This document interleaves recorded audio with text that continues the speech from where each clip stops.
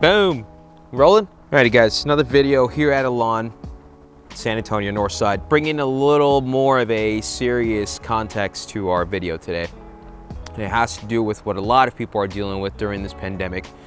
Staying home, not being able to do things that they're normally doing, which is anxiety. The question of anxiety, depression, and its role in life, right? I say role in life because I don't think that we need to discount anxiety and depression for what it is. I think it serves a purpose in life. Anxiety and depression have its place for a reason, and they occur for a reason. After high school, I began to have panic episodes, anxiety episodes, and I was really questioning, why the fuck am I having these episodes, right? I come from a very loving family. I have great parents, both still together. Not that having divorced parents is wrong, but I could understand why people are triggered whenever their parents get divorced or something. Nonetheless, my parents were still together, very close to my brother, very close to my grandparents, my aunts and uncles, and I couldn't find out what was triggering my anxiety. And I began to, I ignored it for a while. The more I began to read about consciousness, the more I began to read about bringing attention to how you feel, the words that you say, the power that is influenced within what you do on a daily schedule. So your habits have an influence on how you feel.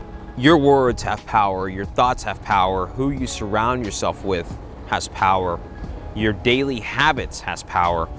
And the more I began to analyze my life and where I was devoting attention and time to, I began to learn that a lot of the things wasn't really serving me in my own purpose. What was my purpose then? I really didn't understand my purpose. I didn't know what my purpose was. I was lost, which a lot of people, I think, today, when you get shifted out of your routine, such as this pandemic, shooting us into a different routine, we tend to feel lost and we tend to feel like we don't know what we're doing anymore, which I think is the biggest trigger to depression or a depressive state or a state of anxiety, right? Because it's the unknown. You don't know what's coming next. The way that I coped with it was I started to build a routine that really was more in service to myself. I began to get a little selfish with my time. I began to, what I'd say, get a little weird in terms of my morning routine. I would wake up in the morning and I would look in the mirror and I would tell myself I'm gonna have a great day.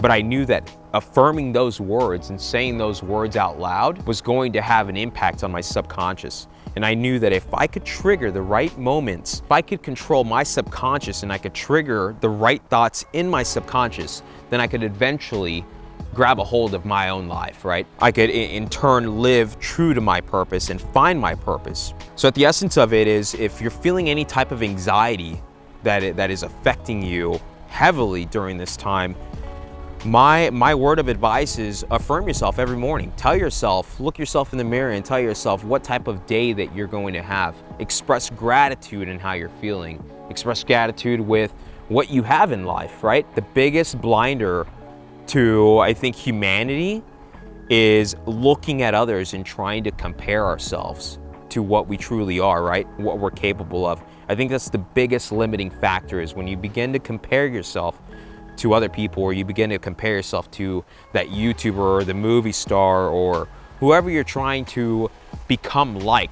I think that's eventually that's toxic to your own consciousness and your own subconscious. I don't know if you guys have read or researched much about how the subconscious affects your life, but the subconscious is something that it's not something that you could just think and break through, right? The subconscious is something that lives in our mind that we don't have direct access to. Subconscious is that inner voice that speaks to you, that you don't dictate, but that speaks to you, right? If you read about subconscious and you learn about subconscious, you will understand that the subconscious is a big factor in how you're going to feel day in and day out. And the key is just to try to get a hold of that. There's a lot of tricks that you could look up out there in terms of controlling your mind or mind control in itself. I hope you guys benefit from that. If you have any questions regarding how to deal with anxiety, or if you're still kind of questioning if things are working out for you in the way that you're approaching it, feel free to shoot me a DM. I'm happy to answer some questions. You can shoot me an email. There's going to be an email link on the bottom if you're watching this on YouTube.